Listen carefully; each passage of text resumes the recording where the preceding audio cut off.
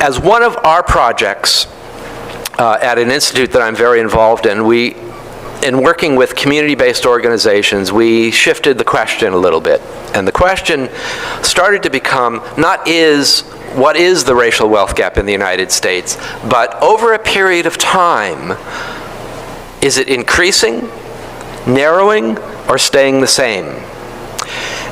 And this, I think, is a great puzzle in thinking for people who like to think about what is the impact of the past on the present. Wherever you are watching from, good morning, good afternoon, good evening. I am the Kenyan Beast. First of all, thank you so much for 50,000 subscribers, for the love of Black community and everyone who is watching my videos and supporting, sharing, and sending super thanks, liking, commenting.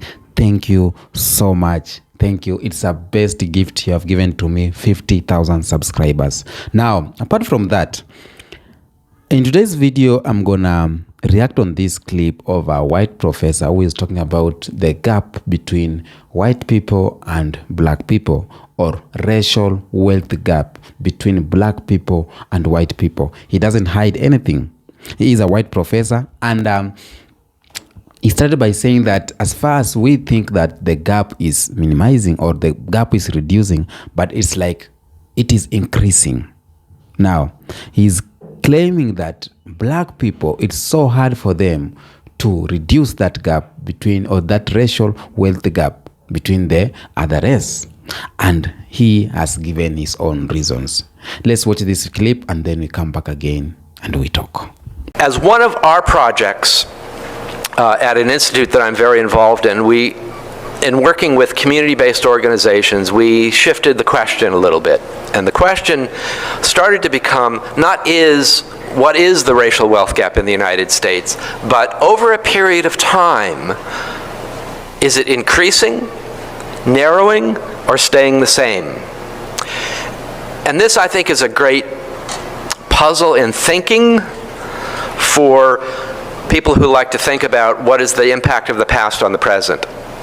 There's a line of thought that I think goes like this: whatever happened in the past was horrible, and it provides us with different starting points, especially in terms of family wealth. But whatever that starting point we got should be about the same. The level shouldn't differ. The lines or the slope shouldn't differ. And what I'm going to suggest is, if that line for white families goes up and it doesn't for African American families to the same degree, then what's getting worse. If those lines start to converge at some point, it's getting better. And we can think about why that might be the case. So what we did was to follow the same set of families in a data set that allowed us to first look at them from 1984 to 2009 and then 2011, so a period of 25, 27 years, and ask the question, what happened to the racial wealth gap among that same set of families experiencing similar public school systems, similar enough American social and public policy, the American political environment, American workplace, and recessions and boom periods. And how did all that work itself out in terms of Black wealth, white wealth? Well, the first data point you see on the far left, and the dollars are calibrated to 2009 dollars, parenthetically here. Median wealth, white families, is the blue line. And it has a great trajectory. Except for a blip, the Great Recession, has a great trajectory. It increases in a very robust manner. The dollars are adjusted for inflation. That's real growth. The African American line here is the red or magenta-ish line closer to the bottom. And there are two things that need to be pointed out. One, very importantly, there is some very good growth. But at the same time, look at the space in the middle. The distance between the lines keeps growing, such that the racial wealth gap following the same set of families as they go through the life course in all those institutions we talked about almost triples. All right. Palpably, objectively, the racial wealth gap as I think, a good metric of economic racial inequality in the United States gets worse, and significantly worse. I've been doing this work for a long time, and it's, I like to say, one of the amazing factoids, if you will, is that when I talk, nobody has ever challenged the data. No one's come out and said, oh, Shapiro, you're full of it. Social sciences doesn't know what they're doing. What's the error margins? I've got another, I've got two neighbors, one black and one white, and they do this and they do that. The data points are never really challenged at all. What is challenged vehemently is the narrative.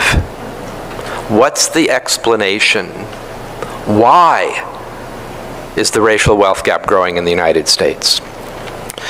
So to try and get at, in a more scientific way, some answers to those questions, we looked at this chart that is a product of some of our research, and did some relatively deep analysis that tried with regressions and other techniques that asked the question, what accounts for the largest areas of growth in the racial wealth gap in the United States?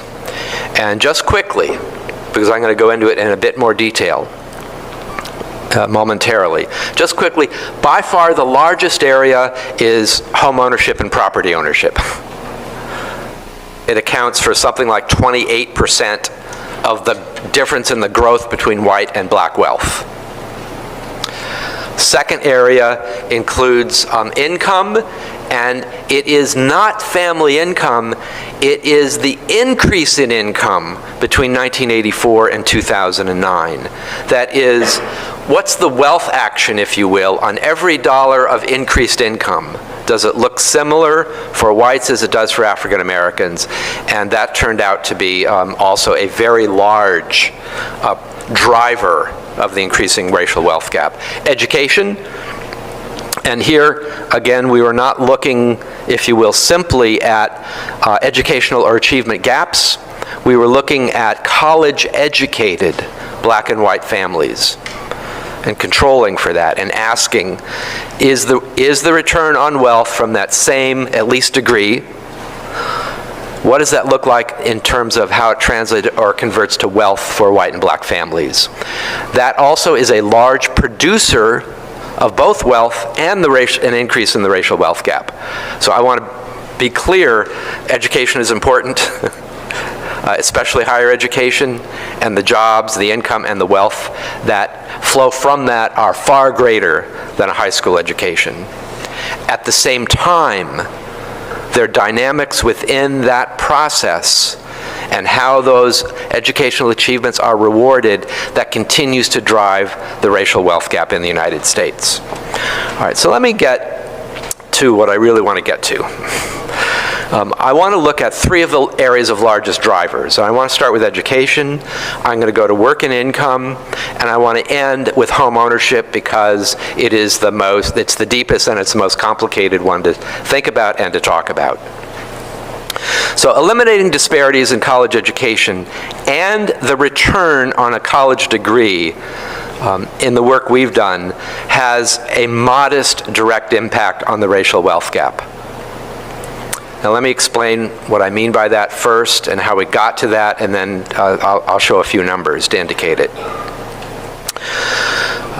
We have produced, quick advertisement here, we've produced a tool that we call the racial wealth audit.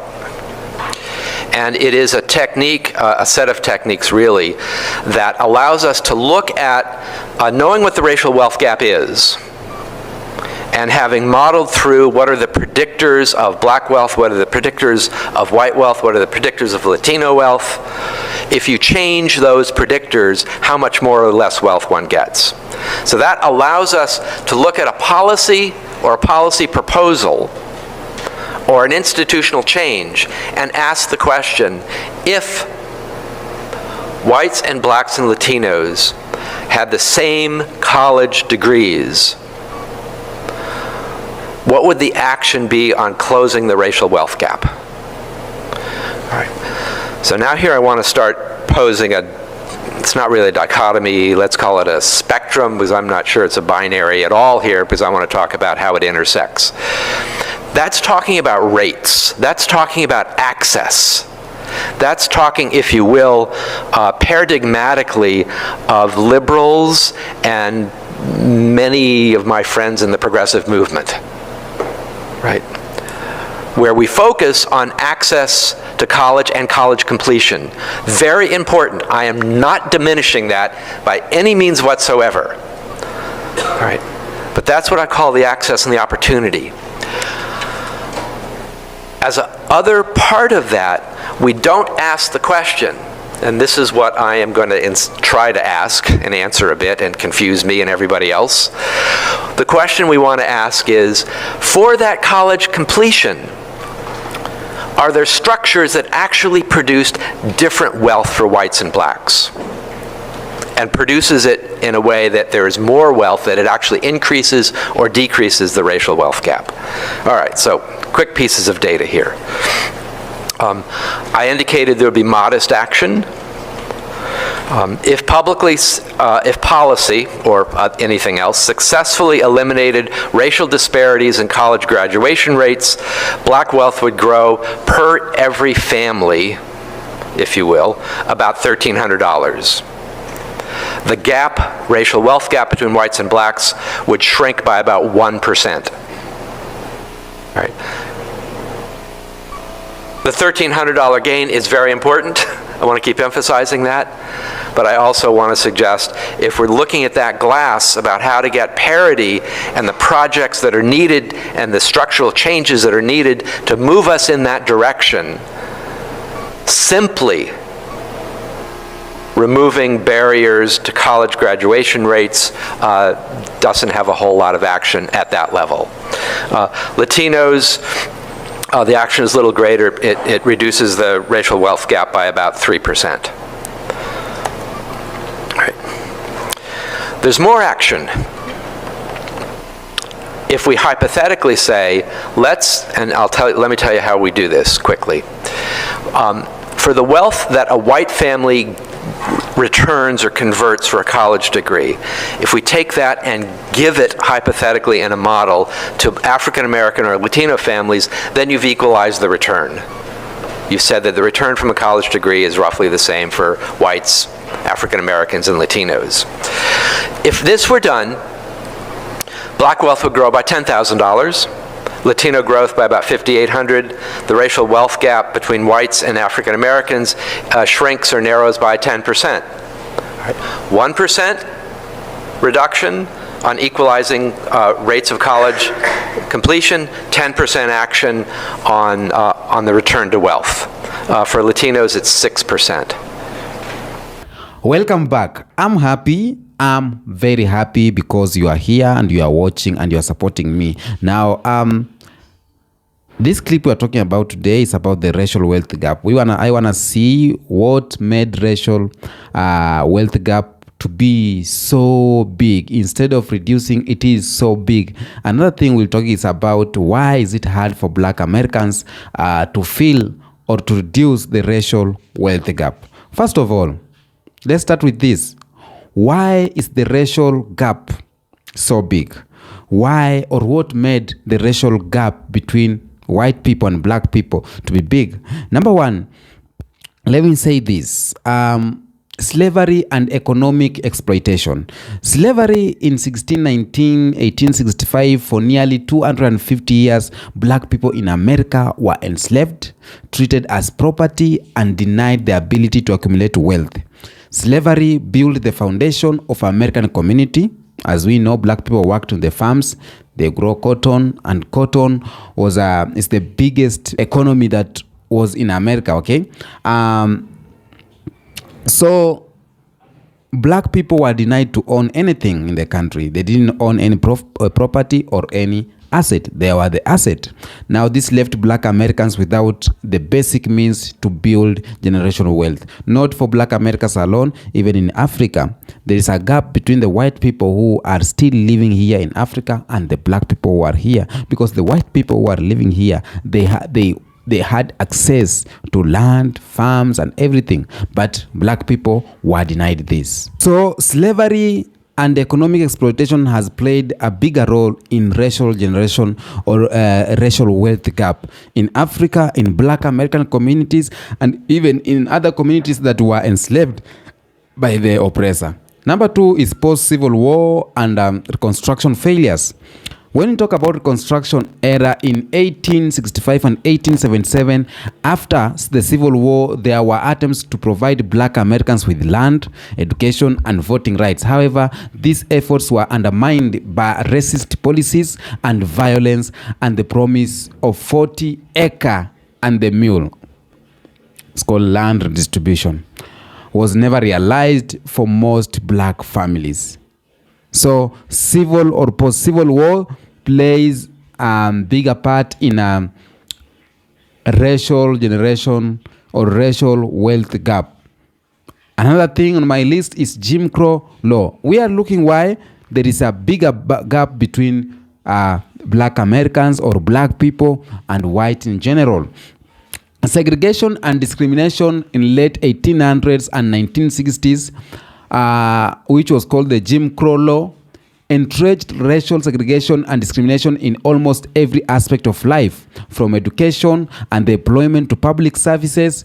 And these policies kept black Americans economically marginalized and prevented them from accessing opportunities that can lead or that could lead to wealth accumulation, such as quality education and high-paying jobs. The professor have talked about education. Education plays a bigger part in wealth growing, and that's why in black communities, or rather Latinos communities or Asian communities in white countries, black people, they face the lack of inequality in education, because in black communities there is low education or there is low funds going there, so they cannot access quality education and materials to help them learn. So it is with these reasons the racial wealth gap between whites and black is so big.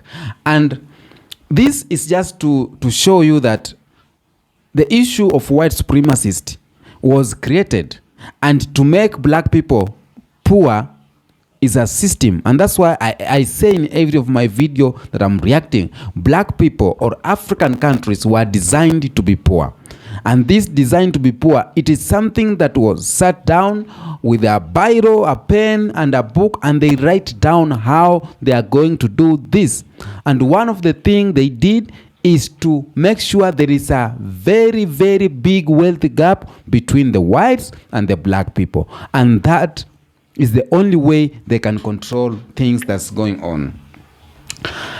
The New Deal and exclusion of black Americans. Now, while the New Deal aimed to provide social welfare programs, black Americans were often excluded from many of its benefits. For example, the Social Security Act excluded agricultural and domestic workers, which were jobs that many black people held. They limited their access to unemployed insurance, pensions, and other financial protection to make sure that they don't get anything. Now, one thing that I'm seeing here is that Social Security Act was for everyone, but they sat down and excluded agricultural and domestic workers to get Social Security funds. And these two jobs, domestic workers and agriculture, is the jobs that black people were more on it. This is the job that black people were doing, being domestic workers and doing in farms. Why did they excluded them? So that they cannot get this pension, they cannot get these financial protections, they cannot get this unemployment insurance. Do you see how this poverty was designed? Yes, we are making a law to give out Social Security Act, to give us funds, unemployment funds, to have financial protection. But this community, teachers and doctors, you won't get this. And they know very well, this community of teachers and doctors, most of them are coming from this tribe. It is designed so that when you go there, you'll tell, what are you doing? I'm doing agriculture. You have seen the law, you won't get the funds. So what I'm saying here is that the deal and or Social Security Act in 1935 excluded black Americans or black people at large. And this has led to the gap between white and black to be more. Okay? So the racial gap still is more and more. Now, another thing is about housing discrimination. When you talk about housing discrimination, for example, it's a redlining and housing discrimination. Redlining happened in 1930s to 1960s. Now, the practice of denying loans or insurance to people living in black neighborhoods made it incredibly difficult for black families to purchase homes or accumulate wealth through real estate. This practice kept black families in low-income neighborhoods with limited access to resources and opportunities for upward mobility. So, black people were denied loans. Black people were denied insurance. Black people were denied to own good houses. And this led to that racial gap being big and big. Okay? Home ownership is one of the most significant ways that Americans build wealth. For example, here in Africa, owning a land is one of the ways that Africans use to measure wealth. So, but the discrimination of housing policies denied black people the ability, or black Americans the ability to buy homes in desirable areas, preventing them from benefiting from the rising property values that white ownership or home owners enjoyed. You see? And the same thing they did to Africa. They denied Africans access to land. They took land from Africans. And they know very well, land is used as a tool to build wealth in Africa. But they made sure that African people cannot access lands so that they can stay poor and poor. You see how these things was built? So that has made a racial wealth gap between black and white people to be so big. People will say that black people are lazy. No, they ain't lazy. But this thing was created from long way back. Now, let's talk about concentration of wealth.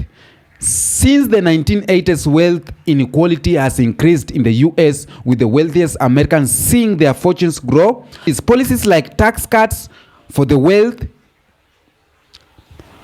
while lower income and black households have seen little to no improvement. Now, there is tax cuts for the wealthy people, but for the low income people, there is no that cut.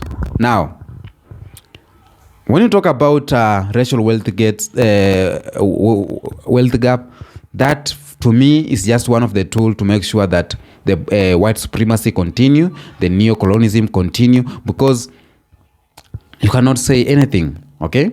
Now, the last part of what I'm going to touch and I'm going to talk about is about why it's hard for black Americans to fill that racial gap, because it is so hard for the black Americans or black people to fill that gap. Number one, why it's hard is because of the historical disadvantages. Slavery for centuries. Now, black people were enslaved and denied the opportunity to accumulate wealth or property. And this legacy of forced labor and exploitation has long-lasting effects. Let's know that.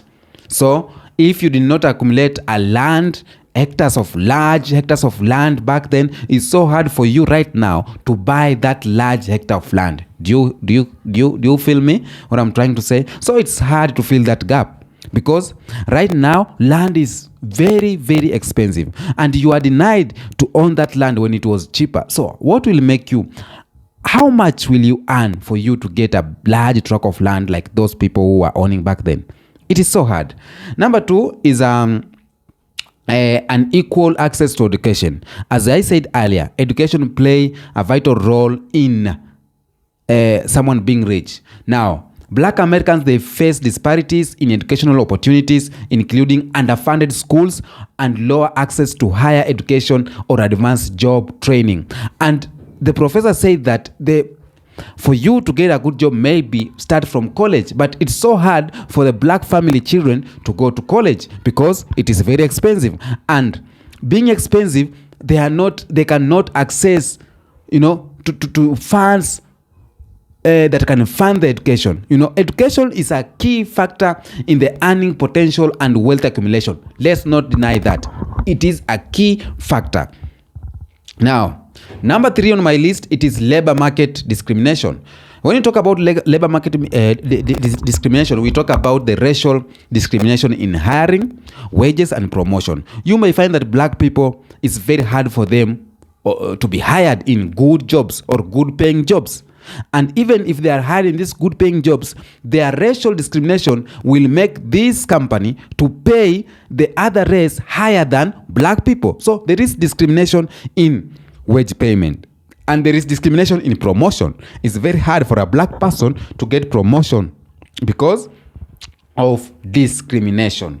Now, number 4 is the wealth is often passed down from one generation to the next. So when these Black people were denied access to accumulate wealth, what will they pass to their children or to the next generation? Nothing. As I said one time, I personally, I do not own a land. I don't have, or my family did not own a land. So nobody is going to pass anything to my generation. I need to work hard so that I can pass something to the coming generation, which will be my kids. But when white people were accumulating big hectares of lands and wealth and everything, Black people were denied this. So there's nothing for Black people to pass to this generation. So that's why it's making Black people hard to make it, hard to penetrate. So, and this will make it hard for them to fill that gap between the whites and them. We have economic inequality. We have unequal access in education. I've talked about that. We have unequal health outcomes. And good health is wealth. If you are denied good health, that means that you are denied the opportunity to become a rich man. Okay, because you will be followed by diseases, using a lot of money just to go to hospital. It's very expensive. So yeah, you understand that. So these white professors knows very well that it's very hard for the white people or for the Black people to fill this gap. And white people knows it is true. And that's why in a video back then I said that Donald Trump, he one day said that you are poor, you lack education, blah, blah, blah. That means that they know what's happening to the Black community. And that's why they are continuing to deny us the freedom, So they are going to deny us freedom. They don't want Black Americans to come back to Africa because they know very well when they come back to Africa, they will start from, they're going to make it because they have the ability to make it wherever and anywhere. If they got freedom, things will change. So that is the reason why these things are going to happen. Why is it hard to fill that racial wealth gap? And what happened? Some of our kids are born, for example, me, my generation, and we are asking ourselves, when our parents or when the parents of some people are getting these lands and wealth, where was your grandfather? It's because maybe he was held captivity, or his grandfather was held captivity and he did not pass anything to him. So he is just struggling. That's why I'm saying that whenever you are watching my video, you're liking my video, commenting my video, you are helping me. And I'm saying thank you for that. Thank you for the 50K subscribers. Thank you so much. Tell me what you think on the comment section about this video. Until next episode, peace be with you.